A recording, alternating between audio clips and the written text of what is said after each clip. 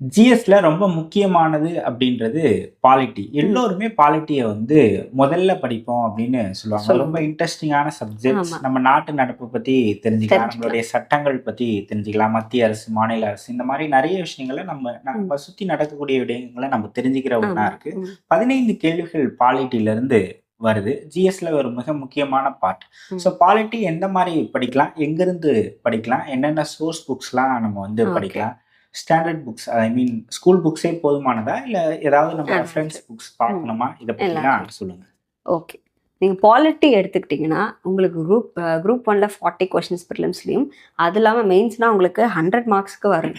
அதே குரூப் 2 எடுத்துக்கிட்டீங்கன்னா 15 கொஸ்டின்ஸ்னு எல்லாத்துலயும் குரூப் 2 அண்ட் குரூப் 4 2லயுமே வரும்.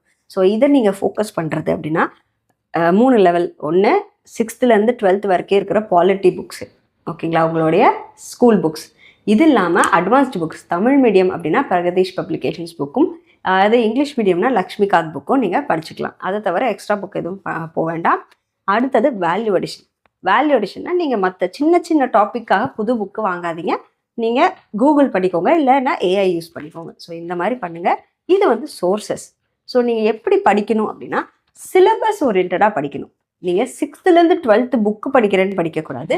ப்ரியாவல் டாப்பிக்கை வந்து 6th 12th புக்கு, அது இல்லாமல் லக்ஷ்மிகாந்தில் படிக்கணும். பார்லிமெண்ட் டாப்பிக்கை 6th 12th புக்கு, அப்புறம் லக்ஷ்மிகாந்த் படிக்கணும். இந்த மாதிரி தான் நீங்கள் படிக்கணுமோ தவிர 6th 12th முடிச்சுட்டு லக்ஷ்மிகாந்த் போகிறேன் அந்த மாதிரி பண்ணாதீங்க. ஸோ இது வந்து எங்கேருந்து படிக்கணும், எப்படி படிக்கணும். அண்ட் நோட்ஸ் எடுக்கிறதும், நீங்கள் எடுக்கிறது ஃபஸ்ட்டு படிச்சுட்டு அப்புறம் நோட்ஸ் எடுங்க.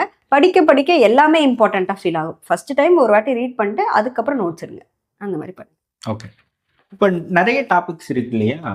பாலிட்டிய பொறுத்த வரைக்கும் கான்ஸ்டிடியூஷன் இருக்கு, பிரியாம்பிள் இருக்கு, ஸ்டேட் அண்ட் யூனியன் அதோட ரிலேஷன்ஷிப் இருக்கும், ஜுடிஷியரி இருக்கும், ரைட் டு இன்ஃபர்மேஷன் ஆக்ட், இந்த மாதிரி நிறைய டாபிக்ஸ் இருக்கு இல்லையா? இந்த டாபிக்லாம் நம்ம விட்டுறக்கூடாது, கண்டிப்பா படிக்கணும் அப்படின்ற மாதிரி டாபிக்ஸ் இருக்கா? இருக்கு, கண்டிப்பா இருக்கு. எல்லா டாபிக்கும் 80-20 ரூல்ன்ற ஒன்று இருக்கு. 20% ஆஃப் த சிலபஸ் பார்த்து 80% ஆஃப் தி மார்க் வாங்கணும்னா இந்த டாபிக்லாம் படிக்கணும். எப்பயுமே 3 டாபிக் ஒன்றா படிக்கணும். Fundamental rights, fundamental duties, DPSP. இதை எப்பயுமே ஒன்றா படிச்சுக்கோங்க. ஏன்னா நிறையா கொஷின்ஸ் இதுலேருந்து கேட்பாங்க. மினிமம் ஒரு 4 கொஷின்ஸ் நீங்கள் எதிர்பார்க்கலாம் இந்த ஏரியாவிலேருந்து. இது குரூப் 1க்கு சொல்கிறேன். அதே வந்து குரூப் 2னால உங்களுக்கு 2 கொஷினாவது மினிமம் வரும் இந்த ரீஜன்லேருந்து. பார்ட் 5, பார்ட் 6 இருக்குது. பார்ட் 5, பார்ட் 6னா உங்களோட யூனியன் கவர்மெண்ட், ஸ்டேட் கவர்மெண்ட், அதுலேயும் எஸ்பெஷலி பார்லிமெண்ட், பிரசிடென்ட், கவர்னர், இந்த டாபிக் எல்லாம் ரொம்ப கொஷினபிள் ஏரியா. இது இல்லாமல் ஜுடிஷியரி, அது சின்ன ஏரியா, ஆனால் கண்டிப்பாக ஒரு கொஷின் வரும் அப்படின்ற மாதிரி. Supreme court, high court, subordinate courts, இதை படித்தாலே ஆன்சர் வந்துடும். ஓகே. இது இல்லாமல் உங்களுடைய லோக்கல் கவர்மெண்ட்ஸ், பஞ்சாயத்தும் முனிசிபாலிட்டி, ஓகே, அதுலேருந்து கண்டிப்பாக ஒரு கொஷின் கேட்குறாங்க. ஓகே, அதுவும் பார்க்கணும். ஏன்னா வெறும் 2 டாபிக் படித்து நீங்கள் ஒரு கொஷின் ஆன்சர் பண்ணுறதும், பார்லிமெண்ட் மாதிரி பெரிய டாபிக் படித்து ஒரு கொஷின் ஆன்சர் பண்ணுறதும் வித்தியாசம் இருக்குது. ரிட்டர்ன் ஆன் இன்வெஸ்ட்மெண்ட் இதில் ஜாஸ்தி. 2யும் படிக்கணும், ஆனால் இதில் வந்து ஈஸியாக மார்க் வாங்கிடலாம், அந்த மாதிரி சொல்கிறான். இது இல்லாமல் கான்ஸ்டியூஷனல், நான் கான்ஸ்டியூஷனல் பாடிஸில் நான் டேபிளேஷன் கூட போட்டிருக்கேன். நீங்கள் இங்கேருந்து எடுத்துக்கலாம், சார்கிட்ட கொடுத்துடலாம், நீங்கள் அதுலேருந்து எடுத்துக்கோங்க. ஓகே. ஸோ பாலிட்டிலையுமே நம்ம கரண்ட் அஃபேர்ஸ் வந்து படிக்க வேண்டிய அவசியங்கள் இருக்குது. பாலிட்டி ரிலேட்டடான கரண்ட் அஃபேர்ஸ்னா அமெண்ட்மெண்ட்ஸா, இல்லை வந்து பட்ஜெட்டா, இல்லை என்ன மாதிரியான கரண்ட் அஃபேர்ஸா அதில் நம்ம பார்க்க வேண்டிய விஷயங்கள் இருக்குது? ஸோ பாலிட்டி எடுத்துக்கிட்டிங்கன்னா நீங்கள் பாலிட்டி அண்ட் எக்கானமி நிறையா விஷயங்கள் ஒன்றாவே நீங்கள் பார்க்குற மாதிரி இருக்கும். இப்போ எக்கானமிக்கு வந்து நீங்கள் எக்கனாமிக் சர்வே, அப்புறம் பட்ஜெட் எல்லாம் அதில் இருக்கிற கண்டென்ட் எடுத்து படிப்பீங்க. இங்கே வந்து அதோட ஆர்டிகிள்ஸ் என்ன அண்ட் அதில் என்ன மாதிரி தீம்ஸ் இருக்குது, இதெல்லாம் வந்து பாலிட்டி ரிலேட்டடாக எடுத்துக்குவீங்க. இது இல்லாமல் நீங்கள் ஸ்கீம்ஸ், இந்தியன் கவர்மெண்ட்டோடைய ஸ்கீம்ஸ், தமிழ்நாடு கவர்மெண்ட்டோடைய schemes, Tamil Nadu government schemes development administration டே கவர் ஆகிடும். அதே இல்லாமல் இந்தியன் கவர்மெண்ட் இந்த வாட்டி குரூப் 1 லாஸ்ட் இயர்லலாம் கேட்டப்போ 2மே Tamil Nadu government schemes, Indian government schemes 2மே ஈக்குவலாக கேட்டிருந்தாங்க. அதுக்கு முன்னாடி வரைக்கும் தமிழ்நாடு கவர்மெண்ட் ஸ்கீம்ஸ் ஜாஸ்தியாக இருந்தது. இந்த வாட்டி ஒரு சின்ன ட்ரெண்ட் சேஞ்சாக இப்படியும் கேட்டிருந்தாங்க. ஸோ அப்போ நம்ம எப்படி கேட்டாலும் ஆன்சர் பண்ணணும். எது கம்மியாக கேட்குறாங்க, எது ஜாஸ்தியாக கேட்டாலும் 2 ஸ்கீம்ஸுமே நீங்கள் கான்சன்ட்ரேட் பண்ணணும். ஸோ இது இல்லாமல் உங்களோட பாலிசி நோட்ஸ், ஓகே, ஒவ்வொரு டிபார்ட்மெண்ட்டோடைய பாலிசி நோட்ஸ் எல்லா மினிஸ்ட்ரியும் படிக்க தேவையில்லை. உங்களுக்கு health ministry, education ministry, agriculture ministry, இது இல்லாமல் சோஷியல் ஜஸ்டிஸ், ரூரல் மினிஸ்ட்ரி, இந்த மாதிரி விமன் அண்ட் சில்ட்ரன், இவங்களோட ஸ்கீம்ஸ் எல்லாம் வந்து நல்லா பார்த்துக்கோங்க. ஓகே, ஸோ ஸ்கீம்ஸ் இருக்குது, அடுத்தது ரிப்போர்ட்ஸ் இருக்குது, இண்டைசஸ் இருக்குது. இது எல்லாமே நீங்கள் நல்லா ப்ரிப்பேர் பண்ணணும். இது இல்லாமல் எக்கனாமிக் சர்வே இந்த இதெல்லாம் சொன்னேன் இல்லையா, அதோடைய பொலிட்டிக்கல் பேக்ரவுண்டு வந்து தெரிஞ்சுக்கணும். ஓகே, ஸோ என்ன ஆர்டிக்கிள் வருது, என்ன கண்டென்ட் இருக்குது, அது எதுக்காக வந்துச்சு, இந்த மாதிரிலாம் தெரிஞ்சுக்கணும். ஓகே, இப்போ பாலிட்டி சம்மந்தமாக படிக்கிறோம் அப்படின்னா இப்போ ஒரு 7-8 புக்கு நம்ம படிக்க வேண்டியதாக இருக்கும் இல்லையா. இப்போ நிறைய டாபிக்ஸ் இருக்குது, ஒரு இன்ட்ரெஸ்டிங்கான டாபிக், நம்ம நிறைய இதில் புதுசாக தெரிஞ்சுக்கிற மாதிரி இருக்கும். நிறைய சட்டங்களை பற்றியும் ஆர்டிகல்ஸ் நம்பர்ஸ்லாம் ஞாபகம் வச்சுக்கிற மாதிரி இருக்கும். இந்த பாலிட்டி படிக்கும்போது நம்ம ஷார்ட்கட்ஸ் அந்த மாதிரி எதுவும் பயன்படுத்தி படிக்கலாமா, இல்லை வந்து டைரெக்டாக அந்த மாதிரி ஞாபகம் வச்சுக்கிறதே பெட்டரா? இது ஷார்ட்கட்ஸ் தான். ஏன்னா நம்மளுக்கு இத்தனை ஆர்டிக்கிள் இருக்கிறப்ப ஷார்ட்கட் வச்சு தான் நம்ம படிக்கணும். ஓகே, நான் வந்து ஃபண்டமெண்டல் ரைட்ஸாக இருக்கலாம், fundamental duties, special provisions, article 3 எல்லாத்துக்குமே வந்து இதே வந்து union government state government compare பண்ணுற ஆர்டிகல்ஸ் எல்லாமே வந்து ட்ரிக்ஸ் வச்சு தான் படிச்சிருக்கேன். ஏன்னா 10 செகண்ட் கூட இல்லை, அதுக்குள்ளே ஆன்சர் பண்ணணும் எக்ஸாம் ஹாலில். ஸோ அந்த மாதிரி ரிமெம்பர் பண்ணுறதுக்கு ட்ரிக்ஸ் தான். ஓகே, ஸோ ஃபார் எக்ஸாம்பிள் செஷன்ஸாக இருக்கிறது பிஎம்டபிள்யூன்னு வச்சு ஞாபகம் வச்சுக்குவோம். ஸோ அந்த மாதிரி எல்லாத்துக்கும் ட்ரிக்ஸுன்றதை வச்சு தான் படிக்கணும். ஸோ நம்ம பேஜ்லேயே நிறையா ட்ரிக்ஸ் போட்டிருக்கோம். ஸோ நீங்கள் அதை கூட பார்க்கலாம். பாலிட்டியில் யாருமே அந்தளவுக்கு யாருமே ஸ்கிப் பண்ண மாட்டாங்க, எல்லாருமே இதை படிச்சிருக்காங்க.